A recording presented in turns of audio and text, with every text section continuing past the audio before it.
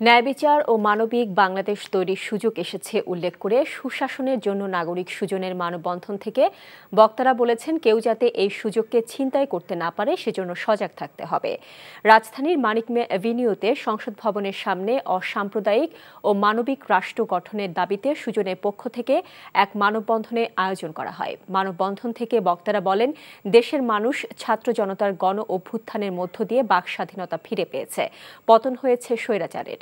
তারা বলেন, এখন যে সরকার হয়েছে তাদেরকে দেশ গঠনে শক্তভাবে দুর্নীতি বিরোধী অবস্থান নিতে হবে। রাষ্ট্র সংস্কারের সুযোগ যাতে হাতছাড়া না হয় সেদিকে সতর্ক থাকার আহ্বান তাদের।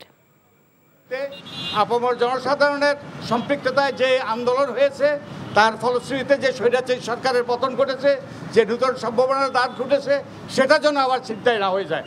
ভারতীয় মিডিয়ার একটা অংশ অত্যন্ত সুপরিকল্পিতভাবে সরকারকে, বাংলাদেশের মানুষকে মেলাইন করছে।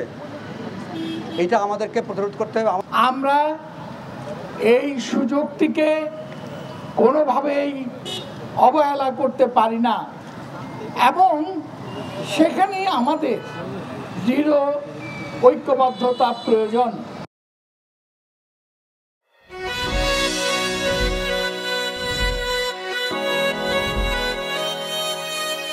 এই শুনছো, উঠো না। আমি বলবো একটু ঘুমাই। তোর বাইরে লেগে এক কাপ চা বানাই দে। ভাইয়া, চাই কি চিনি বেশি দিব নাকি কম? 2 চামচ লবণ দিয়ে দে। চোখেতে হাত ছুঁয়ে আছে সাজানো, পথ চলা কথা বলা যেন শেষ না।